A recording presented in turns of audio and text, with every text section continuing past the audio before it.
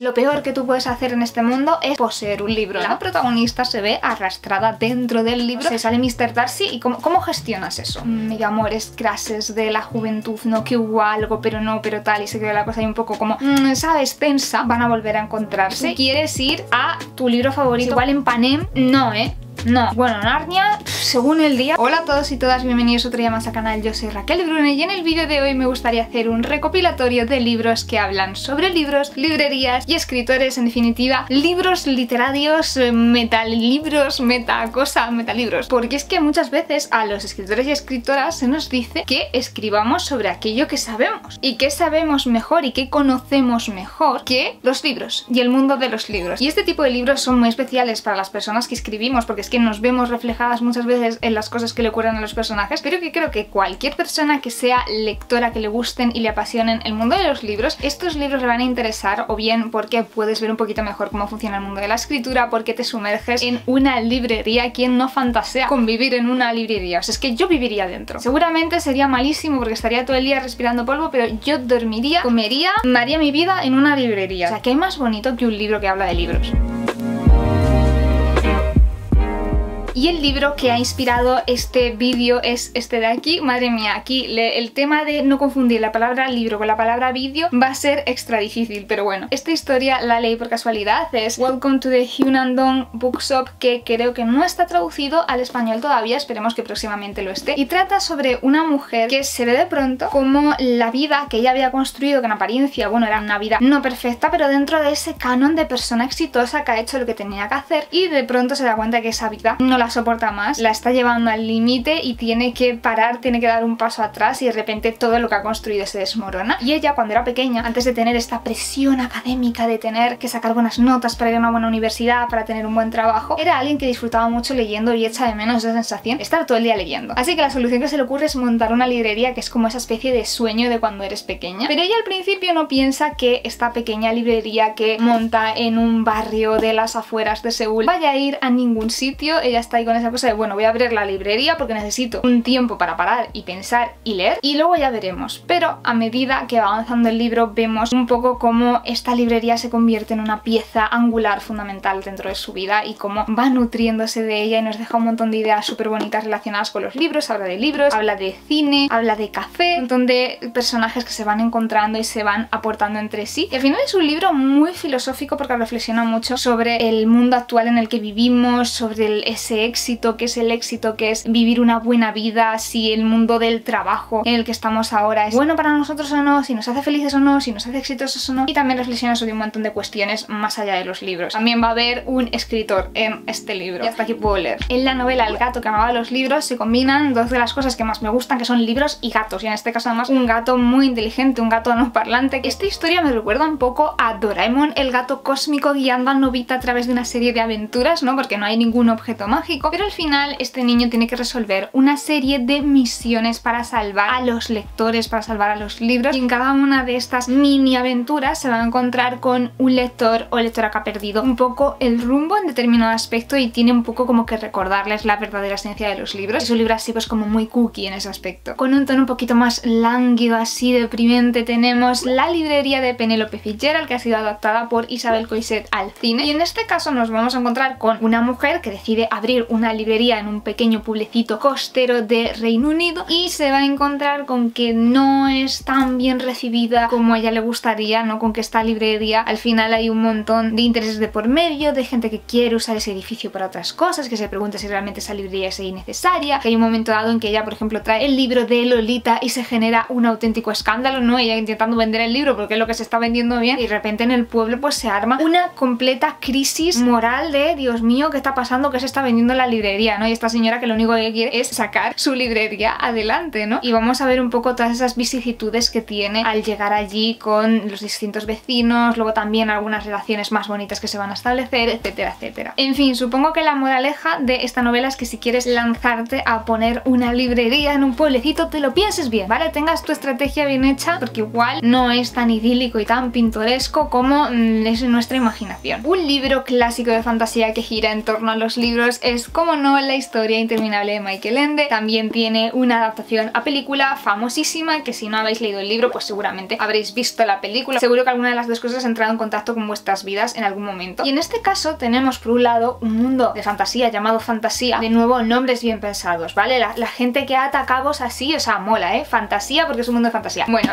en fin, el reino de fantasía. Vamos a tener pues los típicos elementos de las novelas de fantasía que tanto nos gustan, ¿no? Tenemos este joven aventurero con su corcel, tenemos esta reina, princesa, el mundo mágico con dragones y un montón de distintos elementos, y luego otras circunstancias, ¿no? Que van a ir pasando a lo largo del libro que no son tan clásicas, son un poquito más rarunas, pero el caso es que este reino de fantasía se corresponde con una historia que está leyendo un niño que se llama Bastian, y este libro, digamos que bueno, de algún modo va a envolverle y va a tener que intervenir en la historia de la historia interminable para que el reino de fantasía no desaparezca y no sucumba ante un peligro que acecha. Sabes que me leí este libro hace muchísimos años y me estoy dando cuenta de que hay tantas cosas, o sea, es un libro muy largo y me acuerdo de escenas contadas, así que seguramente debería darle una relectura. Os digo que si hay que pensarse bien si abres en una librería, yo creo que también este libro es un poco de estos de ojo, piénsate bien si tú quieres ir a tu libro favorito o al libro que estás leyendo, porque hay algunos libros de fantasía que son muy molones, pero hay otros libros que dices, ostras, pues yo igual en este libro, ¿sabes? Igual en Panem, no, no, o sea, hay libros que están bien, dices, bueno, Narnia, según el día, porque en Narnia también pasan muchas cosas muy chungas, que todo muy bonito, pero jolines, luego tienes que sobrevivir allí, hay guerras, hay villanos, y mira, ¿yo qué queréis que os diga? Yo que salgo de mi casa 2 veces al mes, no lo veo, Y un poco en la misma línea tenemos Pétalos de papel, también es otro de estos libros en los que la protagonista se ve arrastrada dentro del libro y de repente va a descubrir un mundo totalmente nuevo. ¿Qué es lo que ocurre? Que dentro de esta historia, Dani, nuestra protagonista, va a conocer al conde duque. ¿Qué era este hombre? ¿Qué clase de noble era? Bueno,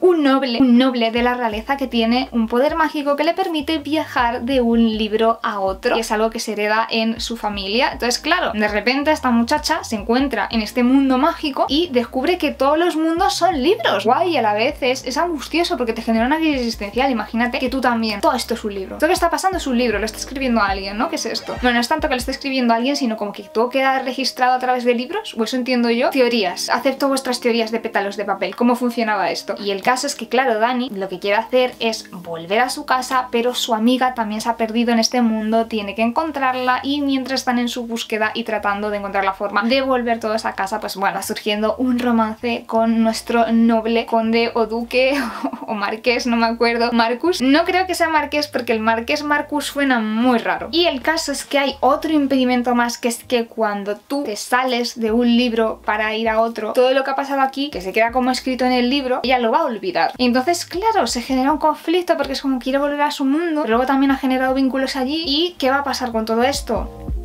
Pues tendréis que leerlo. Tú y otros desastres naturales habla de libros por 2 vertientes distintas. Por un lado, nuestra protagonista ha tenido pues un poco la vida perfecta, idílica, lo que se supone que siempre había querido, ¿no? Todo sobre el papel, perfectamente cuadriculado para ser una vida ideal. Pero ¿qué es lo que pasa? Que de repente su abuela fallece y le deja en herencia su librería. Y ella va a tener que decidir si se queda la librería o no, porque además alrededor de este tema hay un montón de conflictos familiares de su pasado que vuelven para perseguirle, para atormentarla. Y en todo este proceso, por decir, pues me voy por ahí, ¿no? A despejarme un poco a una islita en Canadá, todo súper mono, cuando se reencuentra con uno de sus medio amores crases de la juventud, ¿no? Que hubo algo, pero no, pero tal, y se quedó la cosa ahí un poco como, ¿sabes? Tensa. Van a volver a encontrarse y de repente entre una cosa y otra su vida se pone patas arriba. Luego, por otro lado, también habla mucho de Ana de las Tejas Verdes, se visita el lugar en el que se inspira Ana de las Tejas Verdes, porque es su libro favorito y donde se refugia, así que al final habla un poco de las dos cosas y es muy bonito. Y hablando de Ana de las Tejas Verdes, este libro no está solo en esa lista por eso, por ser un retelling, que ya de por sí es algo que es como hablar del libro, sino porque sus protagonistas son escritores, los dos, tanto Gilbert como Anne escriben fanfiction sobre su serie favorita y experimentan al final en sus carnes todo lo que conlleva ser un escritor que está exponiendo su obra al público, ¿no? Y tiene también, sobre todo Ana, una serie de procesos relacionados con esto, con la escritura, con sus inseguridades como escritora y su relación con estos personajes, también un poco como traslada aplica su imaginación, lo que le está pasando por la cabeza a las historias que escribe, y vemos un poquito esa aventura que tienen los dos con el mundo de la escritura a través del fanfic. Y también no solo habla de la escritura, sino que siento que es un poco homenaje al hecho de ser fan y a todo lo que te puede aportar en la vida y todo lo que te puede enriquecer ser fan de algo. Y me parece un libro muy bonito, muy cookie, muy cozy. En el libro del encuadernador también se habla de los libros de una forma bastante peculiar, y es que estamos en un mundo en el que los encuadernadores pueden tener una habilidad especial, que es que cuando están elaborando un libro, no es solo para encuadernar un libro al uso de una novela, de un tratado, de cualquier tipo de texto, sino que al aprender esa habilidad, ¿no?, que se transmite de maestro a estudiante, en este caso de maestra a estudiante, a nuestro protagonista que va a aprender este oficio, cuando eres capaz de hacer eso, lo que ocurre es que puedes utilizar ese libro que has creado para extraer los recuerdos de una persona, unos recuerdos que no quiere tener en principio, trasladarlos a ese libro. Entonces esa persona se libra de algún modo de esos recuerdos o los pierde según la circunstancia, y en el libro pues se va a transcribir todo eso, ¿no? Ese es el talento de los encuadernadores. Nos encontramos con que el protagonista descubre que todo este mundo de los recuerdos perdidos es mucho más complejo de lo que podría parecer, porque al final también es una cuestión de dinámicas de poder, ¿no? Por ejemplo, si tú eres una persona con mucho poder y has hecho algo malo, para que esa persona no hable, por ejemplo, puedes obligarla a que pierda esos recuerdos, ¿no? Y al final no puedo contar mucho porque sería spoiler, pero todo este tema de los libros y los recuerdos no es simplemente anecdótico, sino que tiene mucho peso dentro de la historia de nuestro protagonista. Y me voy a callar porque si no al final voy a hablar de más. Si habéis crecido en los 2000, seguro que recordáis los libros de Corazón de tinta de Cornelia Funke, que eran estos libros en los que lo que ocurría era todo lo contrario que en Pétalos de papel, que tú te metes en el libro, sino que los personajes del libro salían, de lo cual puede ser una cosa muy guay, porque imagínate que tu crush o que tu personaje favorito salen del libro, pues genial, ¿no? Puedes conocerles, aunque también te digo que claro, tú dices, ay, mi crush, pero luego seguro que sale tu crush del libro, y que ¿qué vas a hacer? ¿Qué vas a hacer? ¿Vas a invitar a salir a tu crush? ¿Sabes? Por ejemplo, o sea, no sé, sale Mr. Darcy, y ¿cómo gestionas eso? Porque mira Liz Bene, la que tú, bueno, no sé, da igual, tampoco es tan bueno que tu crush salga del libro. Podría ser peor, podrían salir los villanos, ¿no? Y esto es un poco lo que ocurre, que salen todos los personajes y la protagonista se va a ver de nuevo envuelta en esta lucha por conseguir el control de estos libros y los personajes para aquí y para allá. Y tampoco me acuerdo mucho, sinceramente, no os voy a mentir, ¿vale? La trama se me va, pero recuerdo disfrutar un montón de los libros. Sé que hicieron una película, pero no la vi, y teniendo en cuenta cómo fueron algunas adaptaciones de esa época, tipo Eragon o Percy Jackson, quizás es mejor, porque así me guardo el recuerdo de haberlos disfrutado y de que era todo muy bonito y muy chachi. En la librería de la medianoche, de nuevo, los libros se asocian con un elemento mágico, con un elemento fantasioso, y en este caso es que la protagonista, estando al borde de la muerte, va a parar a una biblioteca gigante repleta de libros y descubre que cada uno de estos libros contiene una posible versión de su vida, no un montón de universos paralelos y de realidades en las que ella ha vivido una vida distinta, es una persona distinta a día de hoy, ¿no? Y tiene la oportunidad de ir leyendo varios de esos libros, de decir, vale, ok, ¿qué habría pasado si yo en X momento, en vez de decidir, yo que sé, dejar la natación, hubiese seguido nadando para ser nadadora profesional, ¿no? Y se mete dentro de ese libro y experimenta un poco esa vida. Así que el peso que tienen los libros es un poco ese, ¿no? El de almacenar todas esas vidas. Y la librería contiene todos los metaversos, ¿no? Es como muy bonito y muy raro también, si lo piensas. Un libro clásico de ciencia ficción distópica en el que se habla de libros es Fahrenheit 451, en el que nos ubicamos en un mundo futurista catastrófico en el que los libros están prohibidos. O sea, lo peor que tú puedes hacer en este mundo es poseer un libro, ¿no? Y esto al final es